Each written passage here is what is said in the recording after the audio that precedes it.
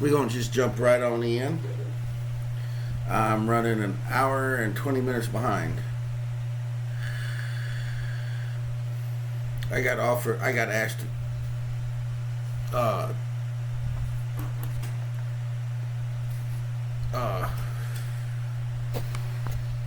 I got asked to come to supper over at my dad's place, so I went and ate. Anyways, we're going to switch window capture.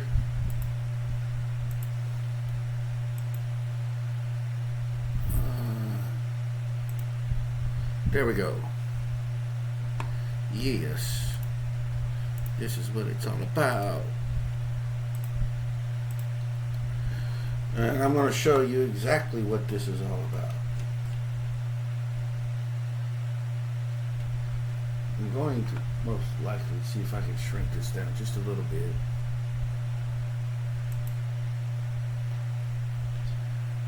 So you're going to be seeing me look off to the side over here because I've got it on my TV.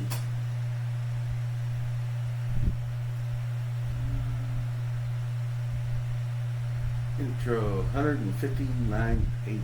Good grief. Coming back. There we go. That should be about right.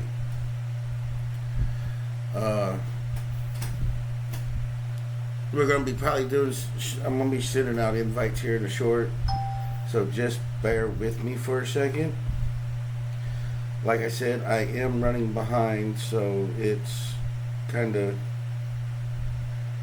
For a second? Oh, shut up before you start looping.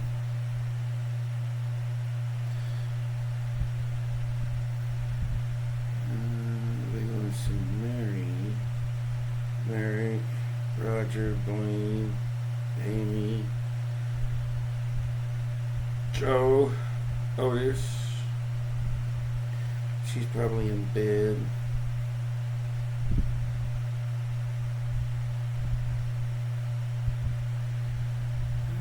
Most of these people are probably in bed, but I don't care. I'm going to send everybody one. What the hell? They'll either show up, don't matter.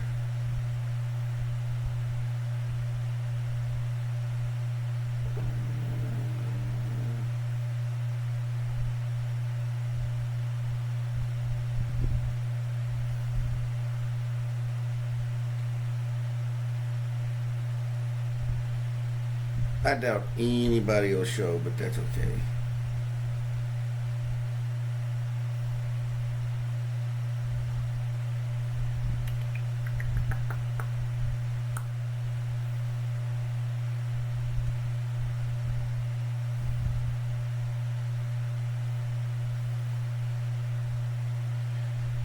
Alright, that's everybody pretty much through Facebook Messenger, so...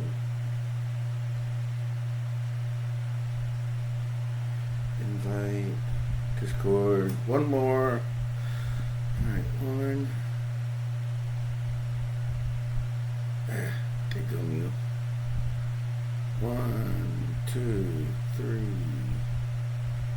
4, and 5.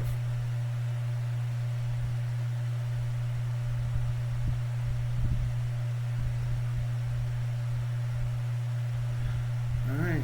Those invites have been sent out. Let me do one more because I need to go Discord. Where's my crap? Live stream in general. There we go.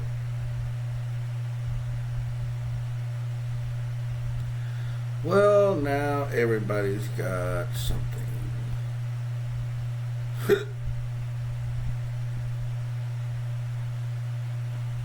So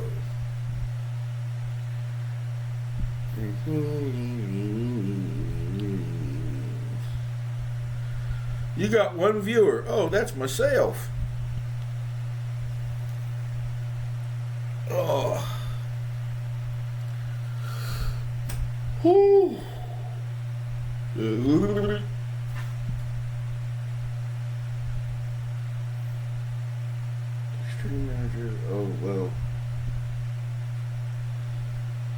I've got everything popped up over here on the computer, so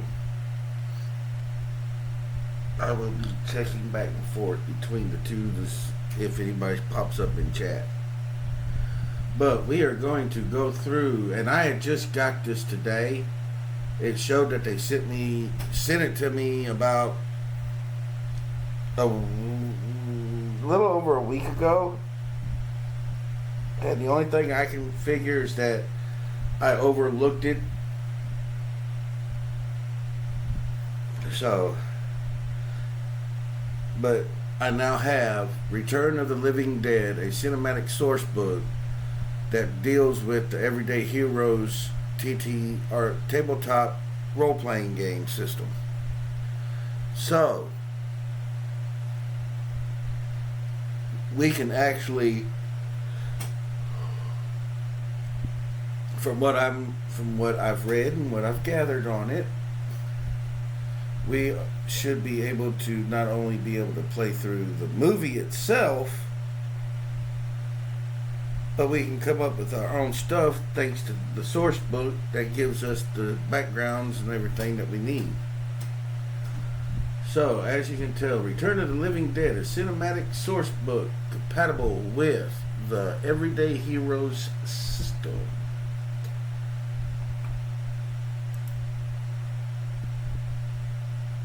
The white page. Here's the forward and the credits.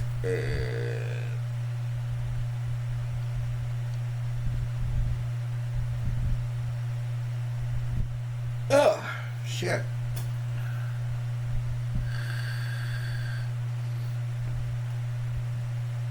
Let's go ahead and start with the credits. Publisher D. Todd Scott. Producer Chris Goober. Oh God, they're gonna start that. Ramsey. Game designer Nick Lowe. Chris Goober Ramsey. Adventure engineers are Nick Lowe and Rick Hines. Developer Chris Goober Ramsley. Give me 1 second. I gotta run and grab something to get these glasses clean. I shall return. Just give me 1 second.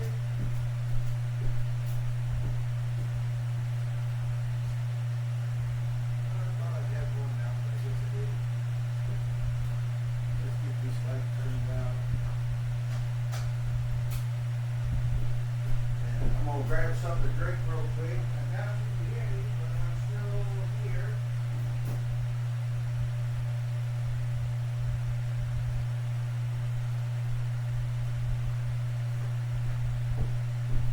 So, as it stands,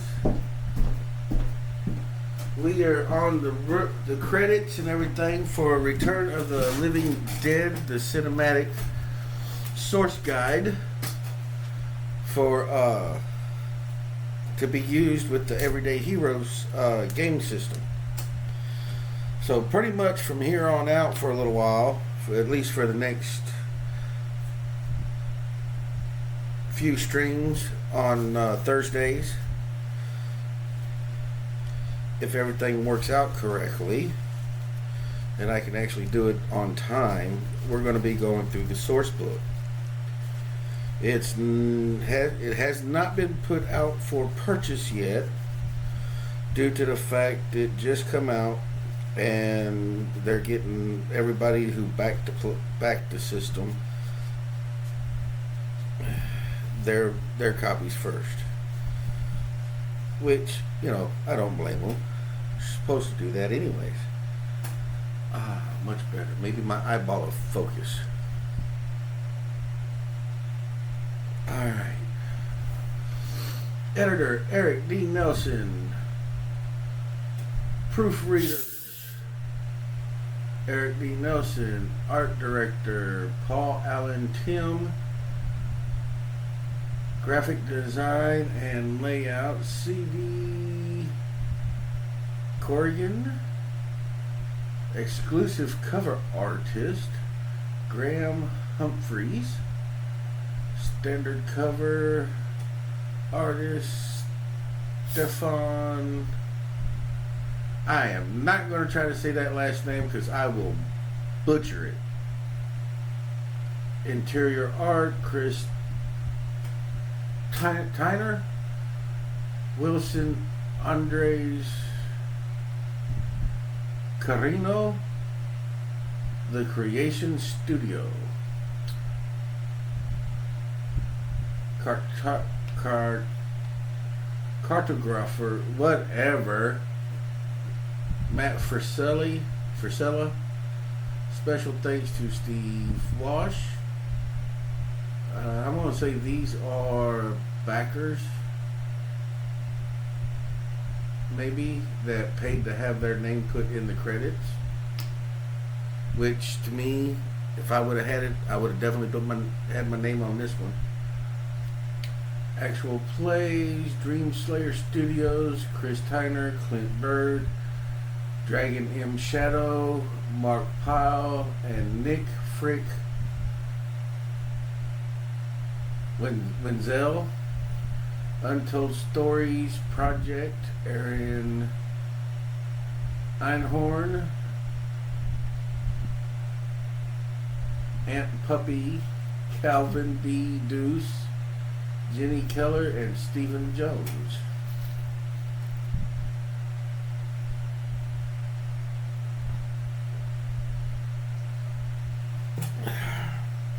That is for credits. Let's do the full. We're going to read the forward now.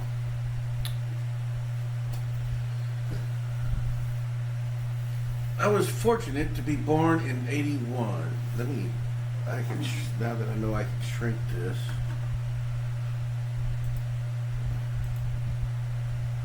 I'm going to kind of blow it up a little bit. I was fortunate to be born in '81. I say fortunate because it allowed me to witness one of the greatest decades of horror movies. You ain't fucking lying. From an early age, I would sit up late and watch movies from franchises like A Nightmare on Elm Street, The Evil Dead, and Friday the 13th. Of all the genres of horror, however, it is zombie movies that I adore the most. Thank you. Thank you. There is something so final, so nihilistic,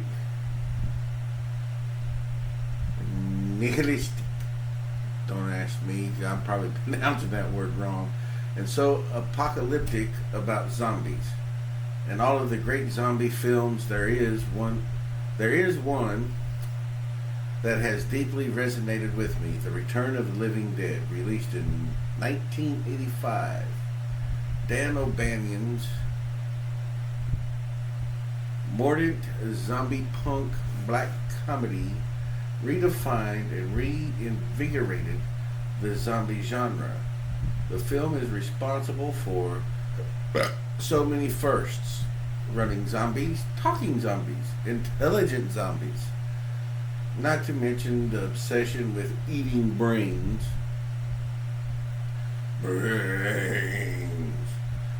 I first watched The Return of the Living Dead at a friend's house for Halloween 1989, and it terrified me. It didn't help that the walk home meant crossing the entire town in pitch black darkness and a thick creeping mist. That walk, as I imagined hordes of zombies running out from the mist and screaming brains at me, will stay with me forever. The book you now hold is the result of a lifetime obsession with that movie. When I first started writing role-playing games, I always envisioned myself writing a TTRPG version of Return of the Living Dead. Now, thanks to Evil Genius Games and Living Dead Media, here it is at last. This book has been written to allow you to take your little tabletop group on a wild, blood-soaked, trioxin-fueled, zombie-infested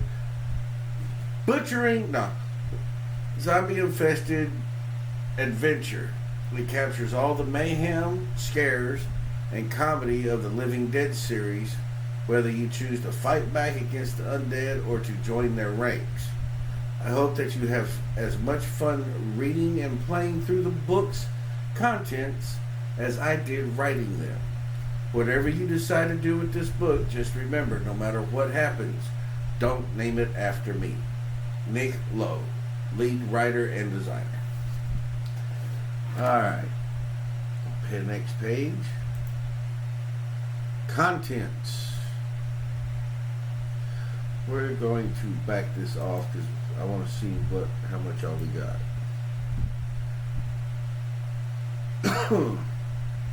Alright. We got Return of the Living Dead Cinematic Source Book, page 4, part 1, introduction. Well, we can actually zoom in on this. There we go. Part 1, introduction, the movie, World of the Living Dead, terminology, timeline.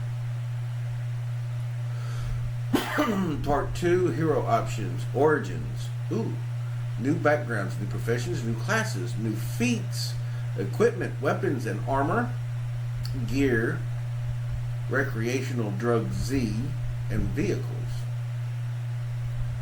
Part 3, new rules, trioxin zombies, new conditions, zombification, new condition, the pain of being dead, new condition, deactivated, new rule, overexposure and bodily trauma, new rule, called shots, new rule, non-lethal takedowns, new rule, reattaching zombie limbs, what the fuck, and zombie traps.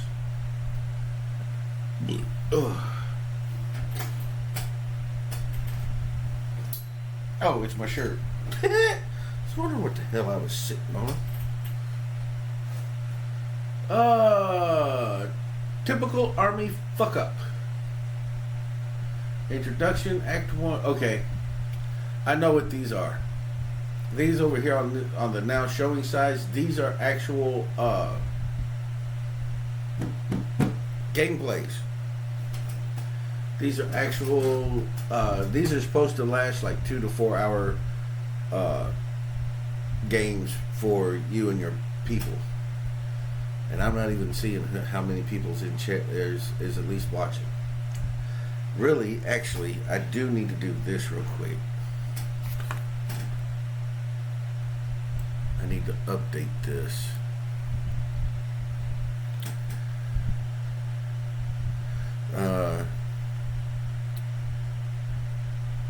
What can we call it?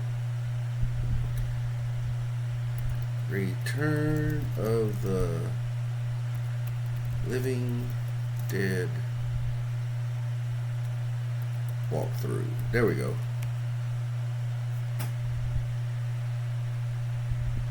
Return of the Living Dead TTRPG walkthrough. Worked for me. La da da da da da da da da. So the first one we have the typical Army fuck up. Page 42. We go through introduction, Act 1, the graveyard shift, Act 2, Night of the Living Dead, supporting cast, pre-generated heroes. We'll probably skip to the pre-generated heroes because I want to see if they've got Spike and his crew. Then on page 67 starts Children of the Living Dead. Introduction, road trip to the dead, welcome to Zombieville, the Children of the Living Dead, supporting cast, pre-generated heroes. Send more paramedics. And if anybody's a zombie fan like I am, they will know exactly what spot that took place in. It's when the paramedics came to help, I believe it was to help the cops, if I remember correctly. I get my zombie movies mixed up from time to time due to the fact I have seen so freaking many of them. Loved every one of them, even the B and the C rated ones. Now the X rated one, yeah, that one was a little weird.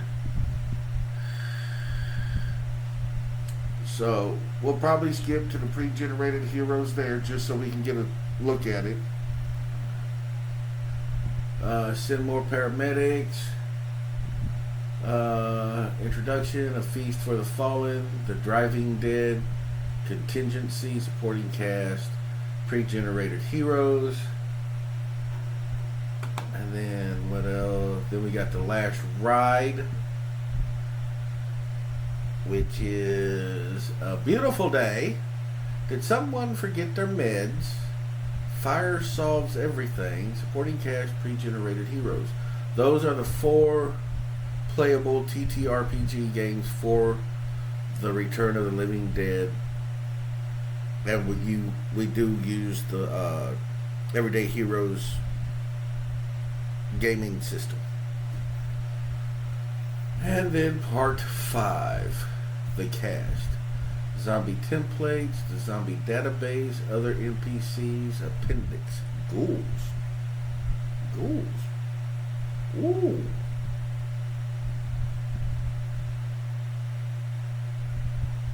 That looks interesting. So, without further ado, let's go ahead. We're going to scroll on down. Return of the Living Dead Cinematic Source Book. The events portrayed in this book are all true. The names are real. The names are real. Names of real people. Let's start over. Return of the Living Dead Cinematic Source Book. The events portrayed in this book are all true. The names are real names of real people and real organizations. In the fall of 1969, the Darwood Chemical Company, under contract to the U.S. Army, conducted a series of secret experiments with a new chemical agent called T45-trioxin.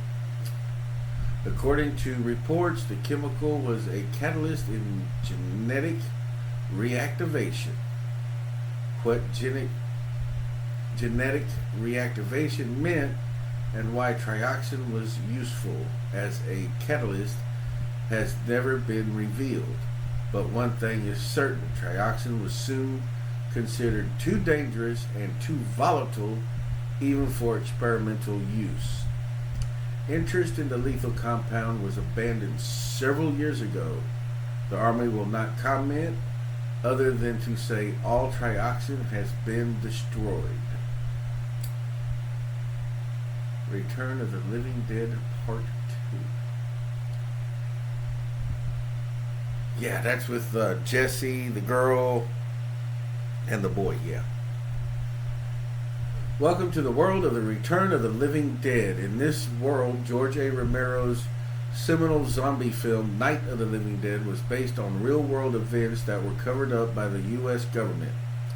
In this world, people have been enjoying zombie films since the 60s, ignorant that the events portrayed by the most famous zombie movie of all time actually occurred, albeit with the facts twisted and the truth obscured.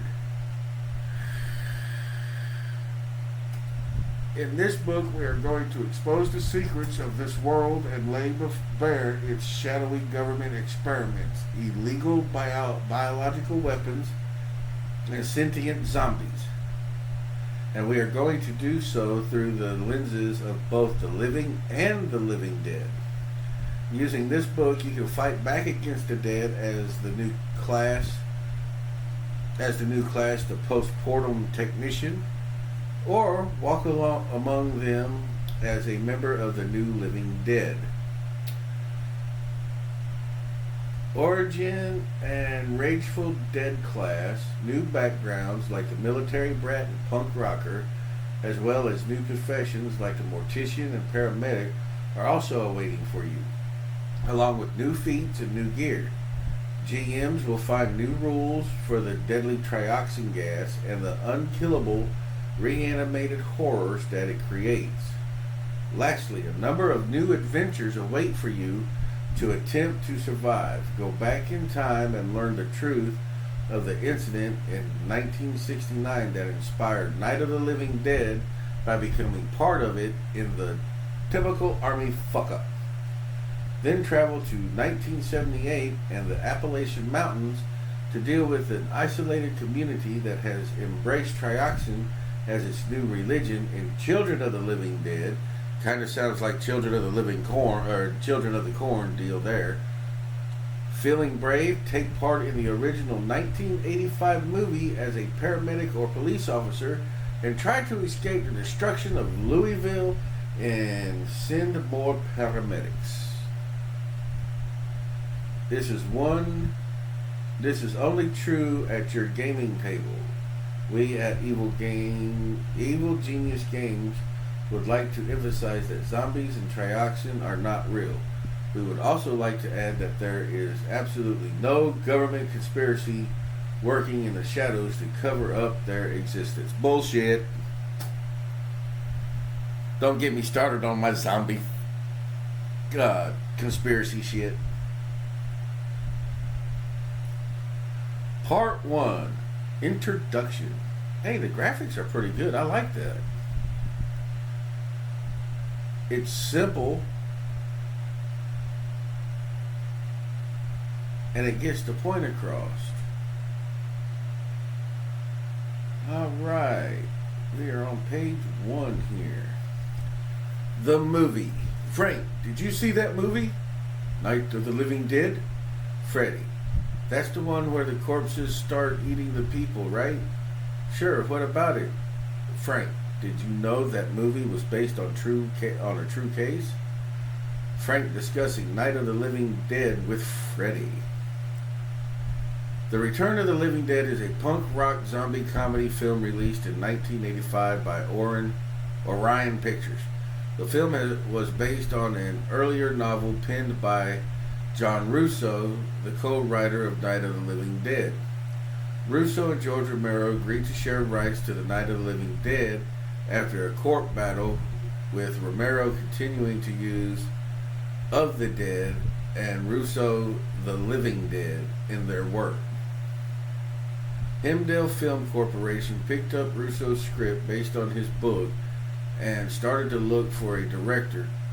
Toby Hopper, Texas Chainsaw Massacre, was originally brought on board to direct, but left the project early. In his place, Dan O'Bannon, I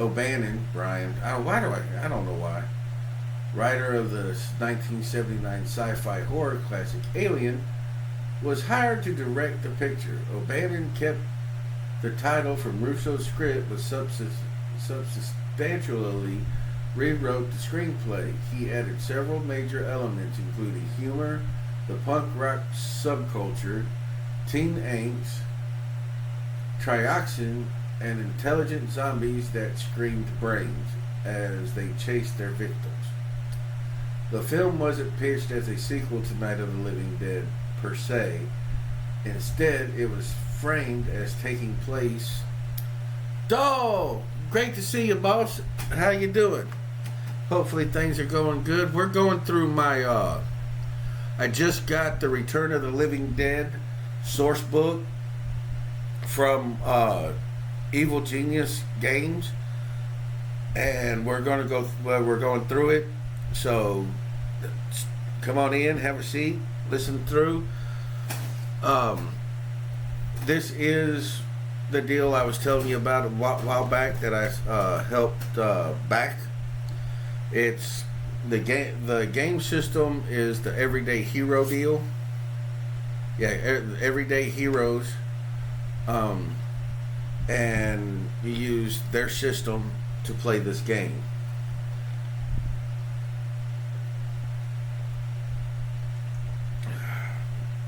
And we're on page 5.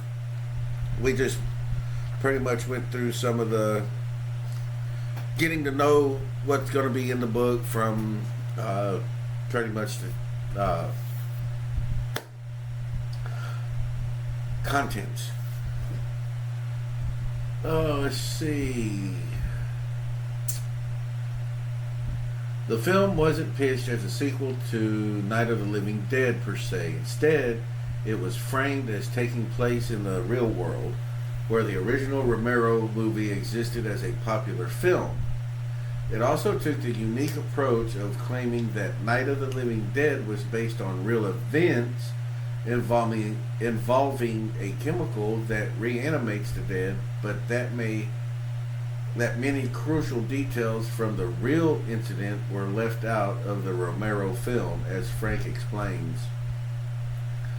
They told the guy who made the movie that if he told the true story, they would just sue his ass off, so he changed all the facts around. And of course, it's got little quotes and things like that from the actual Return of the Living Dead movie, so it's actually pretty good. I'm enjoying it so far.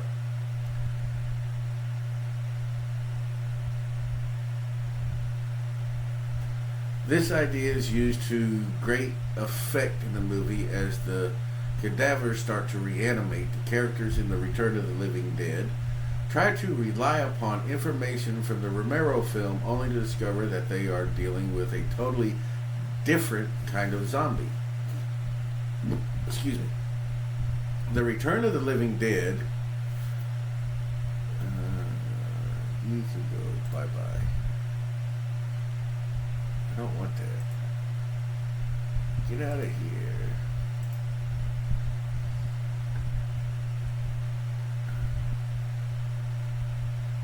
I really hate when it does this. Thought that was going to shut it down.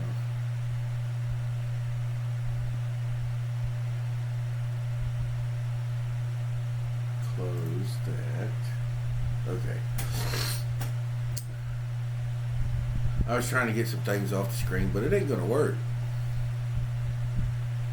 Alright, let me get you your shout out real quick before I go any further.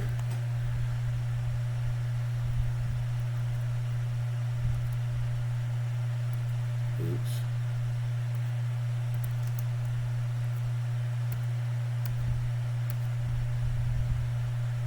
And I still haven't figured out why it's not putting everybody's deal up.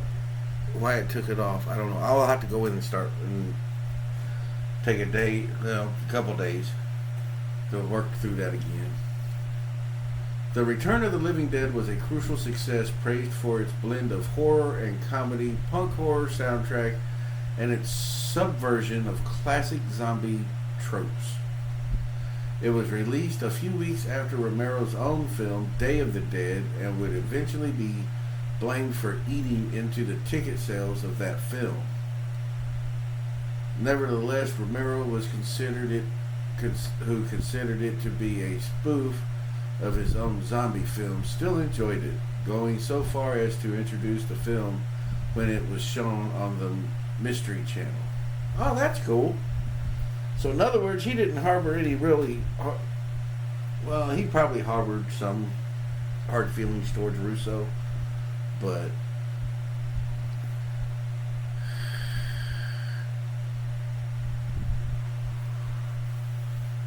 showing that he was basically the bigger man by actually introducing it to the audience on the Mystery Channel, that takes a lot of pride, or a lot of guts, I should say. The film also spawned a series of sequels in 1988. Return of the Living Dead 2, directed by Ken Widerhorn, ramped up the comedy elements. Return of the Living Dead Part 3, directed by horror legend Brian Yuzna. I butcher these names. Followed in 1993 and was billed as a tragic zombie romance story.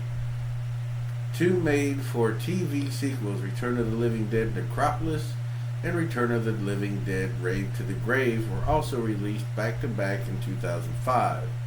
Though these TV sequels deviated from the trioxin rules established by the original trilogy, each expanded upon the trilogy's lore and setting. Yes, I think if I remember correctly, Rave to the Grave was the one where they actually took the trioxin gas and turned it into a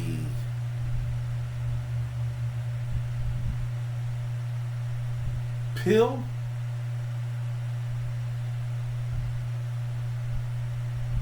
Can't remember. I know they turned it into like some kind of drug, like ecstasy. I think, if I remember correctly. I think that's right. The legacy of the Return of the Living Dead continues to endure. The 1992 spoof, The Simpsons' Treehouse of Horror 3, helped to cement its place in the zombie zeitgeist, and the film's introduction of brain-eating zombies has since become a staple of the genre. And we do have a picture here, so we're going to go down and look at the picture. Ooh, the graphics are great. I love artwork like this. Simple, effective, graphic. I love that kind of artwork.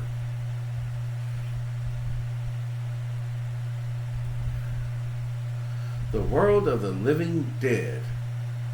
Bert, I thought you said if we destroyed the brain, it'd die. Frank, it worked in the movies. Bert, well, it ain't now, Frank. The Return of the Living Dead. The world of the living dead is identical to our world, with the exception that a deadly chemical agent called trioxin, technically 2,4,5-trioxin, exists that can resurrect the dead. This compound was developed by the Daru. I think it was supposed to be Darwin, but they changed it to Daru chemical company, who developed it for the U.S. Army as a defoliant in the war against drugs of the 1960s. Trioxin's true power, however, is its ability to create zombies, but not just any zombies. The reanimated corpses created by trioxin are a far cry from the silent shamblers depicted in George Romero's Night of the Living Dead. Trioxin zombies maintain their consciousness and are sentient. They can talk, plan, and strategize. They use all manner of tools, weapons, and vehicles, and unlike the flesh-eating ghouls that inspired them, the living dead seek to feast only on live human brains. Why brains? Trioxin zombies are relentlessly driven by the need to relieve the overwhelming agony of the pain of being dead. And there is something in live human brains, be it adrenaline, serotonin, or something else, that when consumed by a trioxin zombie makes the pain go away, but only for a short time. Another difference between trioxin zombies and the other zombies is that trioxin zombies are nearly unkillable. That's the only thing I don't like about them. Dying, destroying their brain will not stop them. Slice off a trioxin zombie's head and the body will just keep coming for you. The only way to truly destroy them is to completely emulate them until only emulate them until only ashes remain. Blow them up into tiny bits or dissolve them in acid. Anything short of total annihilation will not stop them. The first outbreak of trioxin zombies occurred in 1969 in Pittsburgh, Pennsylvania, at the VA hospital, where Darwin chemical technicians used trioxin 2,4,5 to resurrect several corpses in the hospital morgue. While the experiment was successful, it was not contained. The trioxin spread further, reanimating more bodies than anticipated. Eventually, the U.S. Army was called in and the zombies were rounded up and forced into special containers. The incident was covered up by the government under Richard Nixon. George Romero, hearing about the incident, decided to make a film based on it. However, he was forced to omit many and completely changed many details and completely change around the main facts while the zombies were reanimated bodies returning from the grave. They paled in comparison to the true threat posed by the living dead. Alright, we have now reached terminology. So basically, we will be playing through once I'm able to find some people that want to play.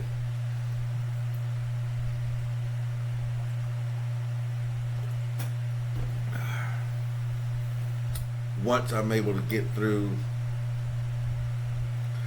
the yeah.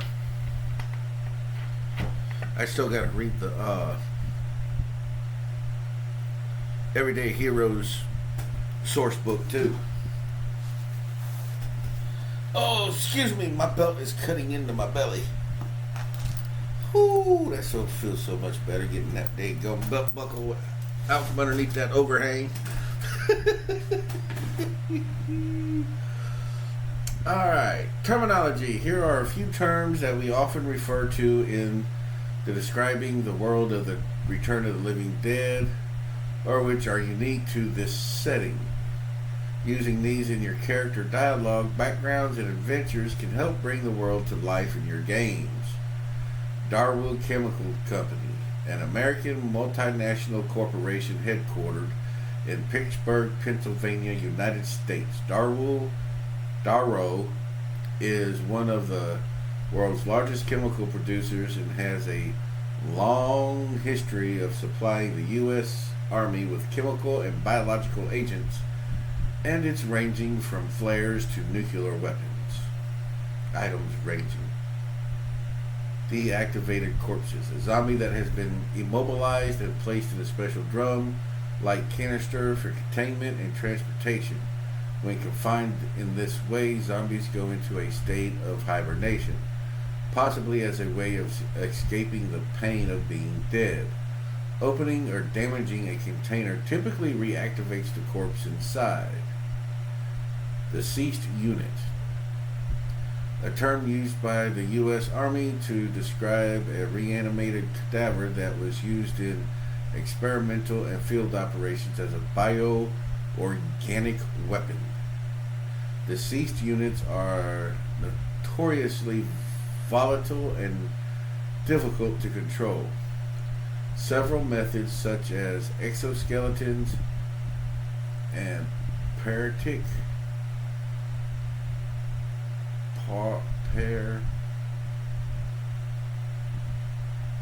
infusion have produced mixed results. I'm not sure how to pronounce that word, so we're going to be good.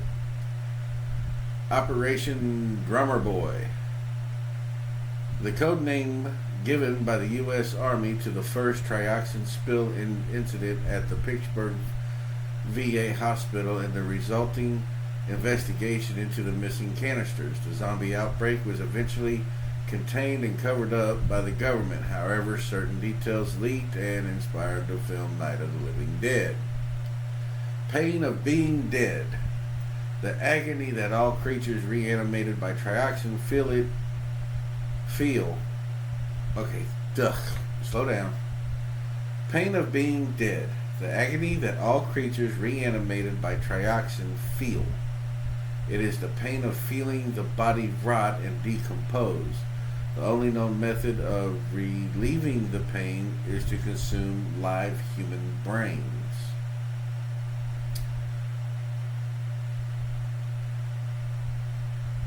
Partic infusion. A method of subduing deceased units by infusing the brain with a freezing partic solution. Alright. You're pissing me off.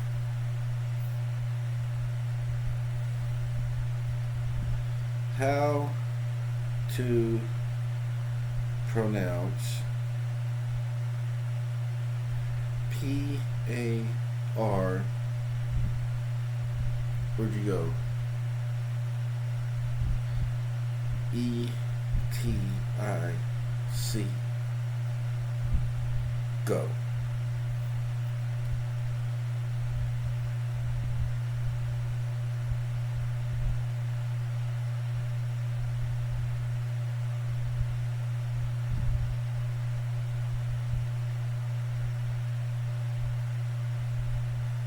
What you want to do is save hundreds with Liberty Mutual. I don't care about saving hundreds with That's Mutual. Great, but can you ask your friend to stop digging into...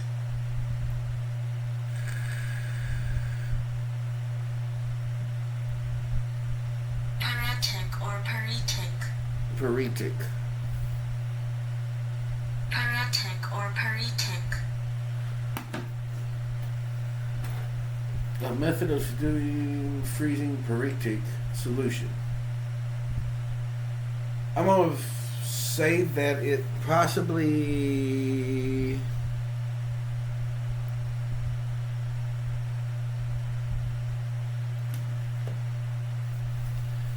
Yes, he got paretic. Paretic. That sounds right. Paretic solution. This is most often achieved through a special rifle that fires a chemical bullet. Yo.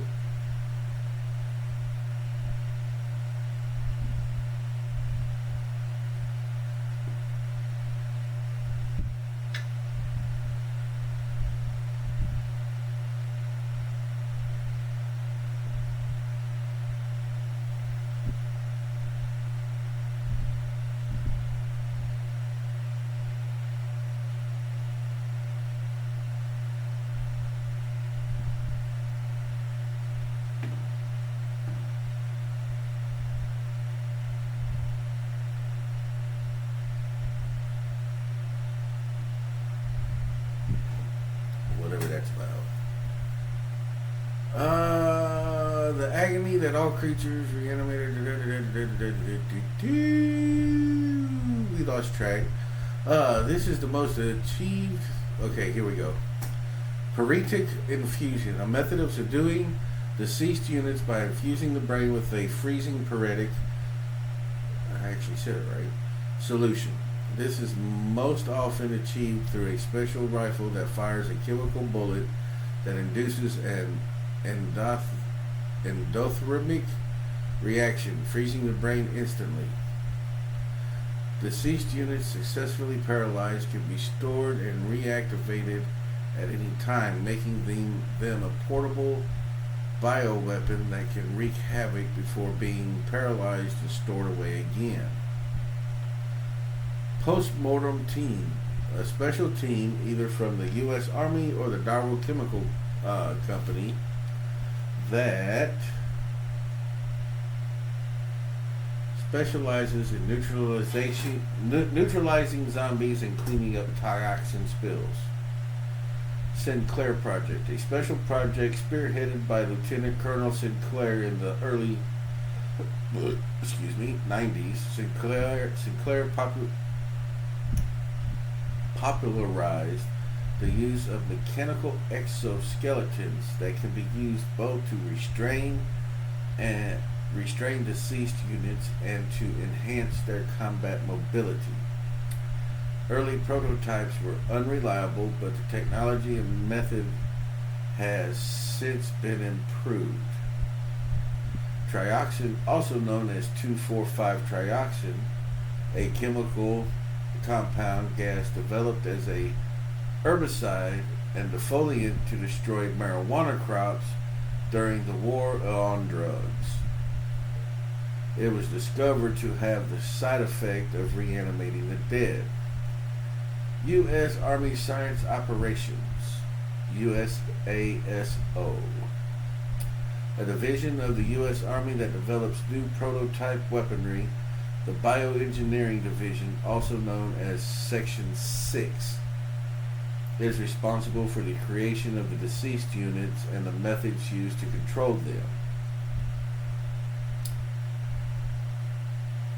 Timeline. The Return of the Living Dead is set in the early 1984, in the year 1984, and the default setting for this game is in the 80s. However, the Living Dead universe has a history going back to the late 1960s, and the 1984 Kentucky incident is not the end of the Living Dead story. There have been multiple incidences involving trioxin and zombies right up to the present day. The vast majority of these events are hidden from the general public, and the U.S. government goes to great lengths to keep it that way. Because of the clandestine nature of these events, a complete timeline is difficult to construct, much less rely on. Witness Witness intimidation, bribery, and even assassinations have been employed to keep the existence of trioxin a secret. Still, certain individuals and organizations have managed to piece together fragments of the truth over the years. Their efforts are presented here. 1968. President Lyndon B. Johnson takes steps to address the social unrest that is on the rise in America. His focus is on the effects of illegal drug usage. He folds several government bureaus into the Department of Justice, including the Bureau of Drug Abuse Control, and the Bureau of Narcotics and Dangerous Drugs.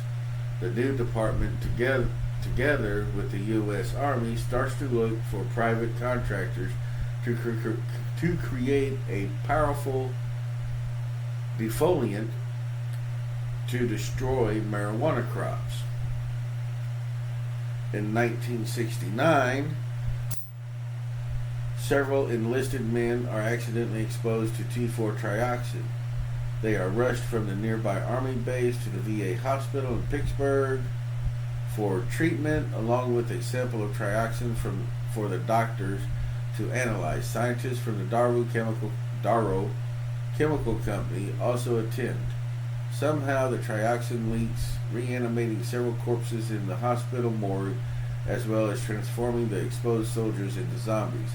The gas is vented out of the building and reanimates the bodies in the adjacent cemetery. Unable to destroy the reanimated bodies, the U.S. Army rounds them up and forces them into special containment tanks.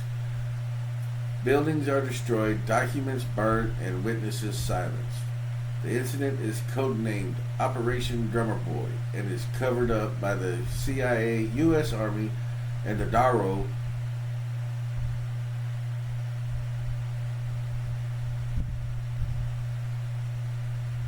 Chemical Company. A Lieutenant Colonel Horace Glover, who was on site during the incident, is tasked with overseeing the transportation of the 24 canisters, as well as in ongoing issues with the trioxin and zombies.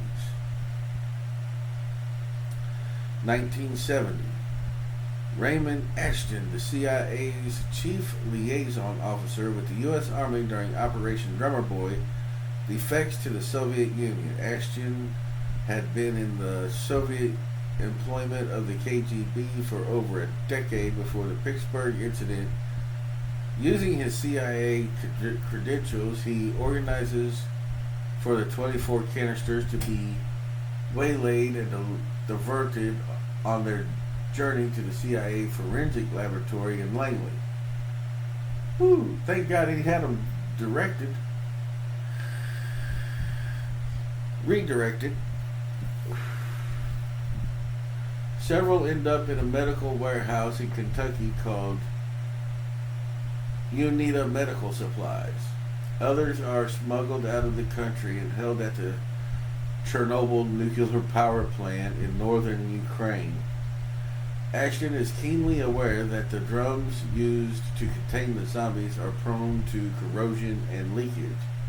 On behalf of Gregory Zotov, the first director of the KGB, he organizes several canisters to be placed in hidden strategic locations in the U.S. in the hopes that they will eventually leak and cause huge devastation in America. 1974. Radical elements of the Kremlin attempt to sabotage growing U.S. and Soviet relations. They use Operation Drummer Boy to force President Nixon to resign from office. The Watergate scandal is created as a conspiracy in order to divert the media and public away from the truth of the 1969 incident. Ooh. So pretty. Oh, so pretty.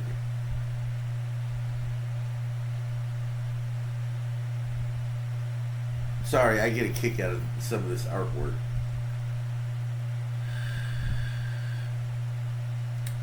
we're still on the timeline. Okay. 1984, a lost trioxin canister containing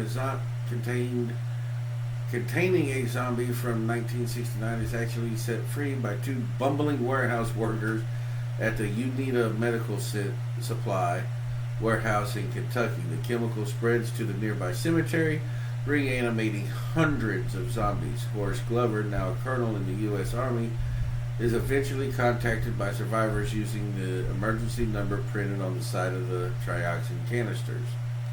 In response, Glover contacts his superior officer, General Milton Dustin, who issues an extreme urban sanction, launching a half-kiloton tactical nuclear warhead that destroys the town and everything in it.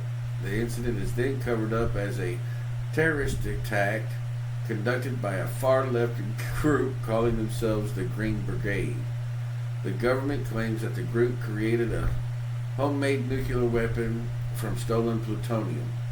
The leader of the group is said to have wired the State Department warning of the attack before it happened. The entire group was killed during the explosion. The incident is officially designated the July 4th, 1984 industrial disaster of Jefferson County. 1986, the Chernobyl nuclear power plant in Ukraine suffers a catastrophic meltdown. Hybritech, a U.S.-based chemical cleanup specialist, is contracted by the World Health Organization to assist in containing the situation. The official cause of the meltdown is attributed to an explosion in the plant's fourth reactor. Unofficially, a trioxin leak from the stored canisters is thought to be the real reason. Hybritech, secretly working with the CIA, tries to locate the canisters but fails to find them. 1989, a U.S. Army convoy carrying trioxin canisters accidentally drops one in a small town in California. The canister is found by some local children who release the zombie inside along with the trioxin. The gas then spreads to a nearby cemetery, creating dozens of zombies. Local residents manage to contain the outbreak, luring the zombies to an electrical power plant before the army moves in to assist. Colonel Glover is placed in charge of the operation. This time, Glover does not contact his superiors, perhaps because he did not want to see another nuclear weapon used on American soil. The army successfully contains the zombie outbreak, immolating the corpses with flamethrowers. 1993, a secret army base in Los Angeles is conducting experiments on deceased units. The project is led by Colonel John Reynolds and is a testing ground for his paretic infusion method and for Lieutenant Colonel Sinclair's exoskeleton project. Reynolds' son Kurt and his girlfriend Julie Walker break into the facility and witness the project. Later, Julie is killed in an accident, but Kurt reanimates her with the trioxin. After a bloody murder spree that results in more zombies, Julie is recovered and placed in the Sinclair project. Kurt manages to break her out, releasing several zombies in the process. Sinclair is killed, as are several high-ranking members and scientists attached to the project. Kurt and Julie decide to emulate themselves in the base's crematorium. Colonel Reynolds collects the research from his own project and Sinclair's, handing it over to his superiors before retiring from the Army. Despite the U.S. Army's best efforts to keep the existence of zombies from the public, the incident leaks to the media. Many are skeptical, but gradually the idea of a zombie outbreak becomes recognized in America. Due to their experience in cleaning up toxic waste spillages, Hybritech is contracted by the U.S. Environmental Protection Agency to contain any more zombie outbreaks that occur on American soil. 2003, Charles Garrison, a head researcher at Hybridtech, travels to the Chernobyl exclusion zone to recover the trioxin canisters hidden there by the KGB. He brings them back to the company's human materials research facility in the U.S., dubbed Necropolis. Garrison conducts experiments on the trioxin, including a zombie cloning program and the creation of cyber zombie super soldiers. 2005, disaster strikes the Necropolis research unit as the trioxin held within the center leaks into the surrounding area. Meanwhile, the base is infiltrated by a group of college kids looking for their missing friend. In the process, the base's zombie test subjects, including the cyber zombies, are released. SWAT forces manage to contain the outbreak and destroy the zombies in the aftermath. Hybridtech is dismantled. Charles Garrison, however, manages to escape from Necropolis, taking a canister of trioxin with him. And people still never learn.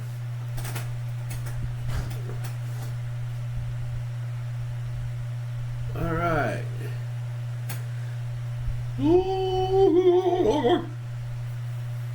2006. Charles Garrison attempts to sell the trioxin on the black market. Interpol agents posing as Russian mafia attempt to buy the canister from Garrison. In order to prove that the trioxin is real, Garrison administers it to several corpses in a nearby mortuary. The trioxin is the real deal, but the reanimated zombies kill Garrison and one of the agents. Sometime later, relatives of Garrison find more trioxin canisters hidden in the deceased researcher's home. Curious, a medical student distills a chemical fluid from the trioxin that acts as a powerful hallucinogenic drug that induces a near-death experience. The liquid is marketed as a new drug dubbed Z, and becomes popular with the local raver crowd. Unfortunately, any person who takes Z eventually transforms into a zombie. Everything comes to a head at a large rave where dozens of students suddenly zombify and attack the living. The U.S. Army wastes little time in containing the situation, calling in a bomber to destroy the rave location. And I was correct. Rave to the Grave, Night of the Living Dead, Rave to the Grave was where they turned the trioxin into a drug. Like,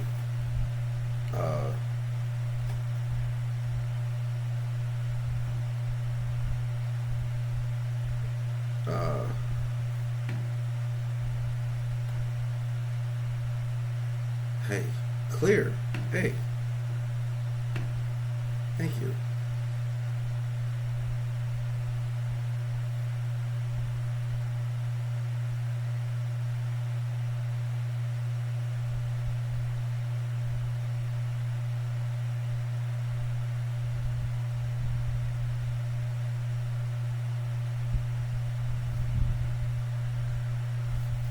So I was correct on that. See? The zombie stuff that gets trapped in this head. Night of the Living Dead. In our own world, Night of the Living Dead was released in cinemas in 1968. However, the Return of the Living Dead, Frank mentions that the VA hospital trioxin spill occurred in 1969. And that this incident is what inspired George Romero to create Night of the Living Dead. This obviously creates a paradox, as it means that the trioxin spill could not have inspired the film, as it occurred 1 year later in the original script for the film. The VA hospital incident is said to have happened in 1966, which would line up better, but for whatever reason the film changed its date to 1969. For simplicity, this book keeps the 1969 date intact, meaning that in the Return of the Living Dead universe, Night of the Living Dead was released late in the 70s. This is the basic assumption for the typical Army fuck-up scenario that appears later in this book. JMs are of course free to swap the dates around however they please. It is possible that Frank is simply misremembering the date and that the trioxin spill happened a few years earlier in 1969. Remember, it's always possible that the movie lied. Of course.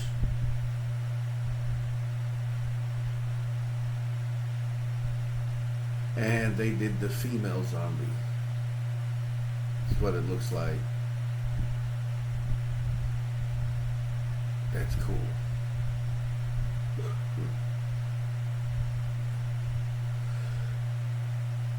Strapped.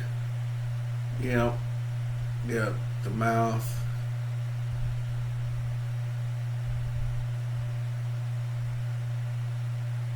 Yep. That's correct. Look. Part 2.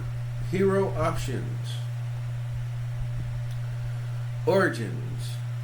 Origin is a new mechanic for creating heroes who are substantially different from modern humans, such that their intrinsic nature requires special rules to simulate.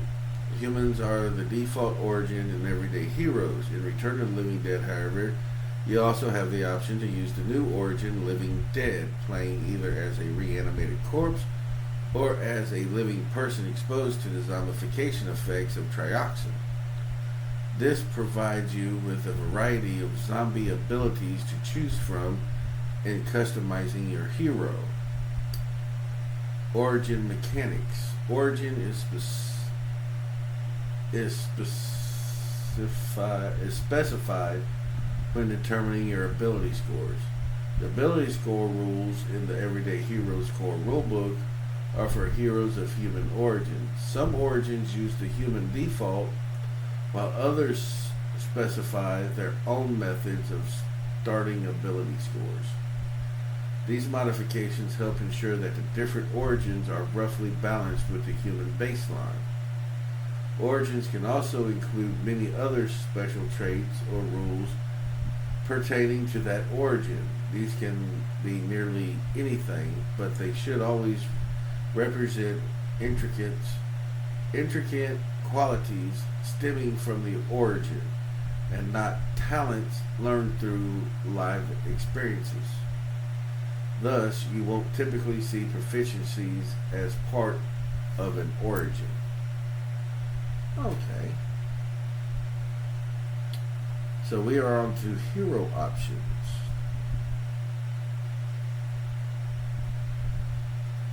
The Living Dead origin. Tina, it was wrong of you to lock me up. I had to hurt myself to get out. But I forgive you, darling. And I know you are here because I can smell your brains. You made me this way. You brought me back. You should have left me dead. You were dead, perhaps even at peace. You may have slumbered for decades beneath the earth as a rotting corpse, or you may have died as the result of a recent trioxin exposure and only just shuffled off your mortal coil. Completely conscious and aware, you have fleeting memories of your final moments before you return from the grave. Regardless, you are back and hungry for the brains of the living, though you may still recognize your former friends and even aid them in their survival against other zombies. The burning hunger that grips you is a constant threat to any living being around you. Oh! I was not expecting that part.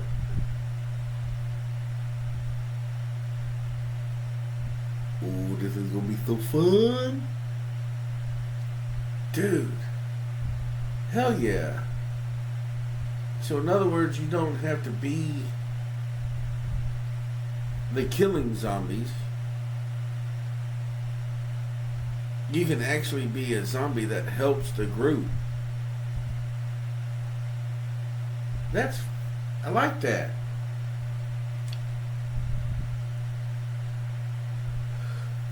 Whew. Reanimated cadaver. As a dead body, your body responds differently than the living body to the various conditions and damage types. You cannot be paralyzed, sickened, stunned, or rendered unconscious.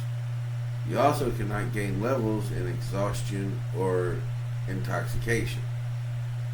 You are also immune to poison, including poison damage, and have damage reduction 5 against ballistic and piercing damage.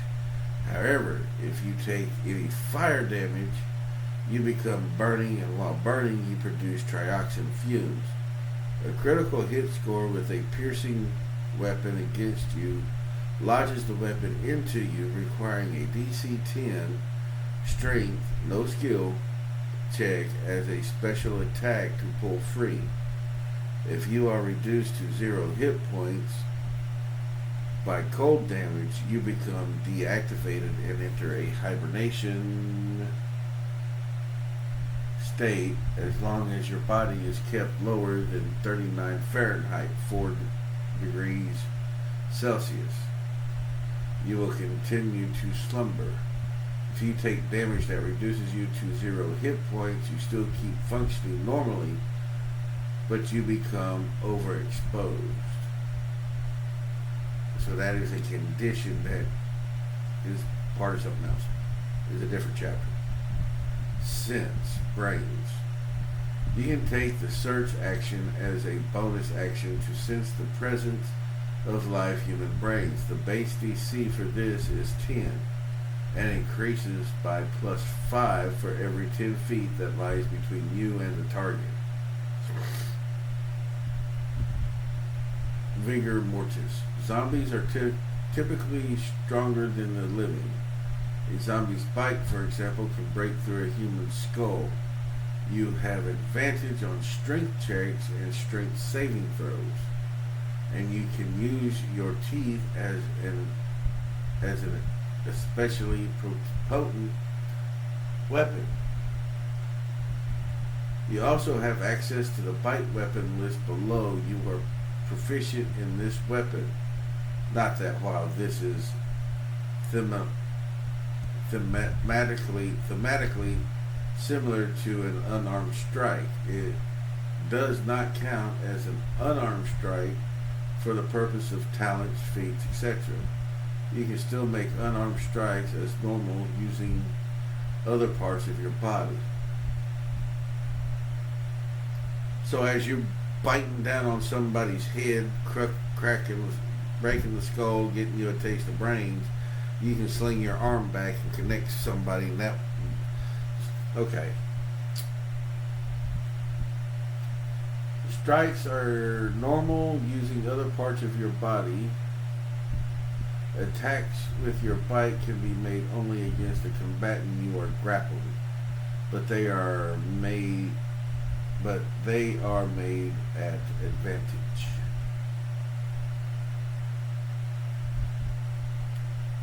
The pain of being dead. Zombies are in constant pain due to their rotting bodies. This is represented by a special condition, the pain of being dead. See page 36 for full details. Eating a fresh human brain will remove the disadvantages and reduce your pain of being dead level to 0 after eating a fresh human brain. You can also spend a hit die, adding your constitution modifier to the result and heal that amount. Becoming one of the living dead. Players may start a game as one of the living dead through their origin, but they may also become one of the living dead through exposure to trioxin during a game session. Once a character reaches the 6th and final level of the zombification condition, they automatically gain the living dead origin, along with all the benefits and drawbacks that accompany it.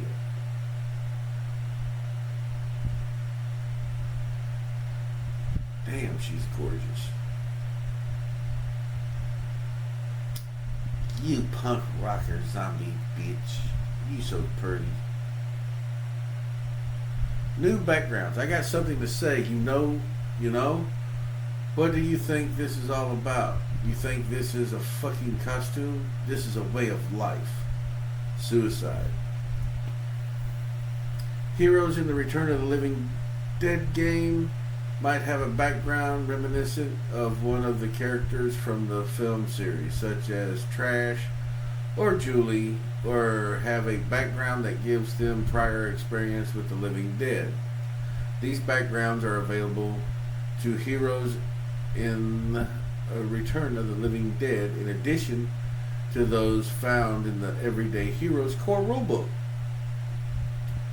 So, background, fresh meat. You must have the living dead origin to select this background.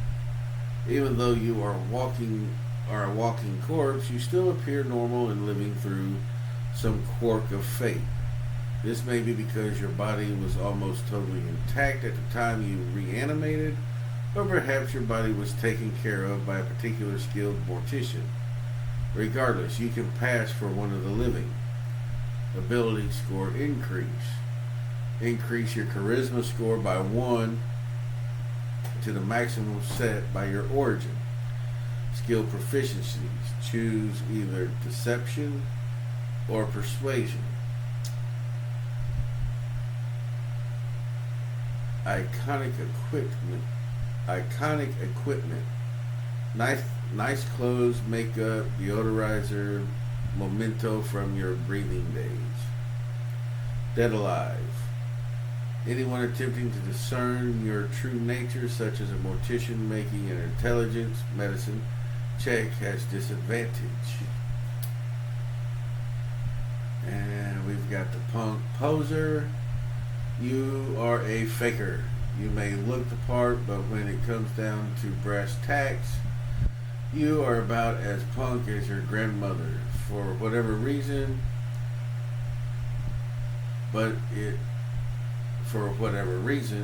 be it to be fit in with the cool kids, get closer to a crush, or just because you like the look, you decided to dress like a punk.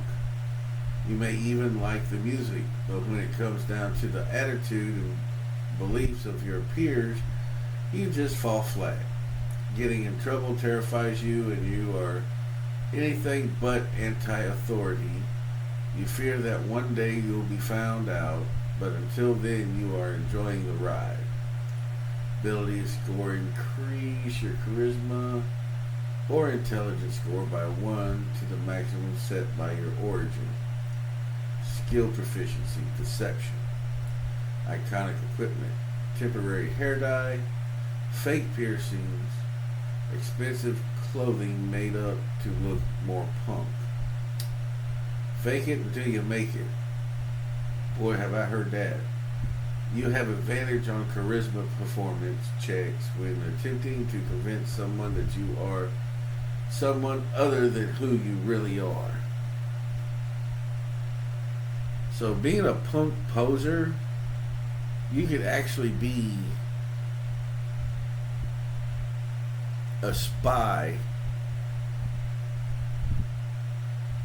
because of course all this takes place during the Cold War. So you could actually infiltrate your group, infiltrate the group as a punk poser, but technically you're a spy. Military brat. You grew up with an overbearing conservative military parent, bounced around from pillar to post. You spent most of your childhood on a military base, either in the U.S. or abroad. You have managed to pick up a couple of skills from your surroundings through osmosis, but you failed to form any lasting relationships. Ability score, increase your strength or intelligence score by 1 to the maximum set by your origin. Skill proficiencies, choose 2 from athletics, mechanics, security, or survival. Equipment proficiencies are basic, iconic equipment, letter from a long distance sweetheart. Aww.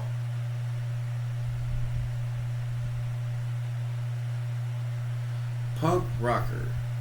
You have got something to say, even if it is the same old tired cliches about rebellion that all your punk friends parrot. You have always hated being told what to do and bucked authority whenever you could. Sure, it's gotten you into trouble with your parents and the cops, but you would rather die than fall in line. At least that is what you tell everyone. Increase your strength or constitution score by 1 to the maximum set by your origin. Skill proficiency, streetwise. Iconic equipment, beat up old car, covered in offensive graffiti, lots of chains, leather jacket, switchblade knife, combat boots. I can think of a bunch of shit. Scram wimp.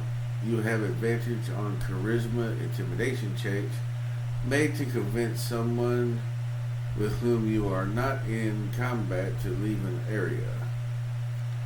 Veteran of 69. Alright. You were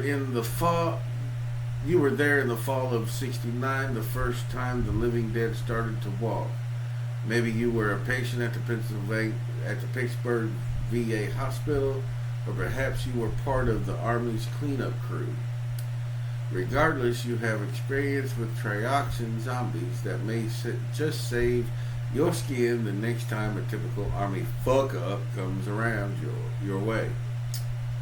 Increase your constitution or wisdom score by 1 set by to the maximum set by your origin. Skill proficiencies, survival, iconic equipment, memento from the event, time in hell. You add your wisdom modifier to any saving throw made against direct or indirect trioxin. That's not bad. That's actually a pretty good perk right there. We have worm food next. Oh, Lord have mercy. Let me see, what's next?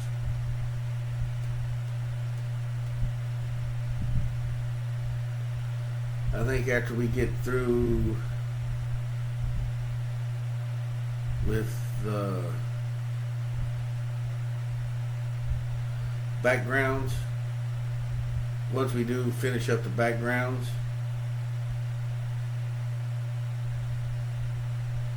we're going to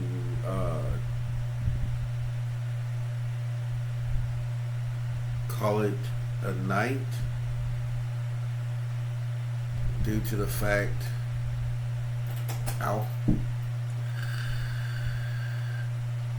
I'm getting tired and I don't want to fall asleep on you guys. So we are at worm food. Worm food. You must have the living dead origin to select this background. Trioxin has the extraordinary ability to revive corpses that are decades, sometimes even centuries old. Even skeletal remains can be reanimated, providing there is enough tissue and organ material still intact. You are one such zombie. Increase your strength score by 1 to the maximum set by your origin. Iconic equipment, riding funeral clothing, dead flowers, memento, which is going to be a stuffed animal, wedding ring, family photo, etc. Proficiency, choose any one. Stinking corpse, you are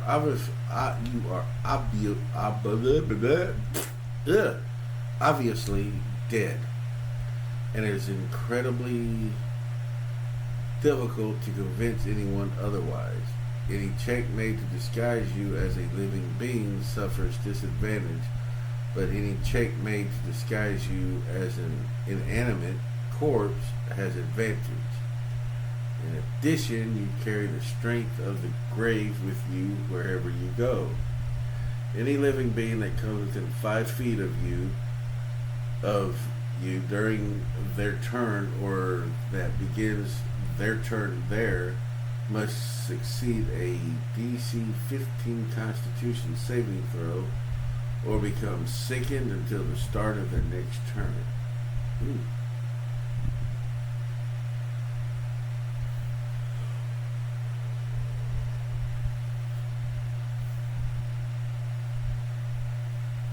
Alright. Do we keep going? I'm going to keep going. I think we can make it through classes. No, better yet, I'm going to go ahead and stop. So we're going to leave off on new professions. We'll go ahead and